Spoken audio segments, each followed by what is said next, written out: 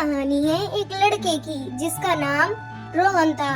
वो बहुत खुश था क्योंकि उसके विद्यालय में गर्मियों की छुट्टियां पड़ गई थी। अब अच्छा है, सुबह जल्दी नहीं उठना पड़ेगा, देर तक सोने को मिलेगा। रोहन ने अपने आप से बातें करते हुए कहा। ये सब कहते कहते रोहन सो गया। ये सब सोचते हुए रोहन कमरे से बाहर आया। रोहन ने कमरे के बाहर आकर देखा, दादाजी और दादी जी कहीं बाहर जाने की तैयारी में थे। आप कहाँ जा रहे हैं? रोहन ने दादाजी से पूछा। अरे, तुम इतनी सुबह उठ गए? आज तो विद्यालय भी बंद है। दादाजी ने रोहन से कहा। हाँ दादाजी, पर मेरी नींद खुल गई। आप कहाँ जा रहे हैं? क्या मैं भी आपके साथ चलूं? रोहन ने दादाजी से पूछा।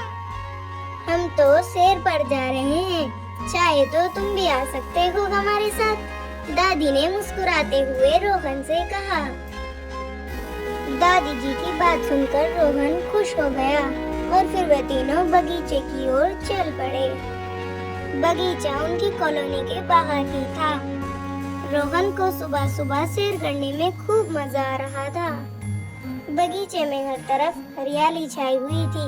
सुबह की ठंडी हवा बहुत अच्छी लग रही थी। रोहन ने दादाजी से पूछा, क्या मैं बगीचे में घूमने जाऊं?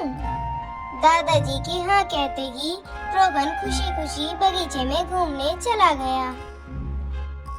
बगीचे में तरह तरह के पेड़ पौधे लगे थे। गुलाब, चंपा, सूरजमुखी, गुड़हल जैसे कई फूलों के पौधे भी लगे थे।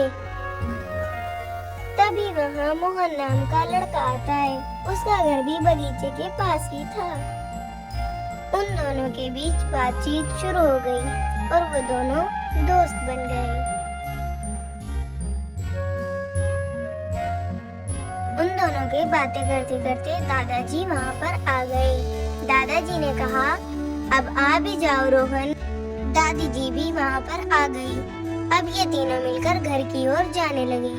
तभी रोहन ने दादाजी से कहा, दादाजी, मुझे भी एक दोस्त मिल गया है। अब मैं भी आपके साथ रोज सैर के लिए आया करूँगा। इस कहानी में रोहन को एक अच्छा दोस्त मिल गया। ऐसी और मजेदार कहानियाँ देखने के लिए हमारे चैनल को सब्सक्राइब करें और बेल आइकन को प्रेस करना ना भूलें ताकि आने वाली कहानियों की नोटिफिकेशन आपको सबसे पहले मिल जाए।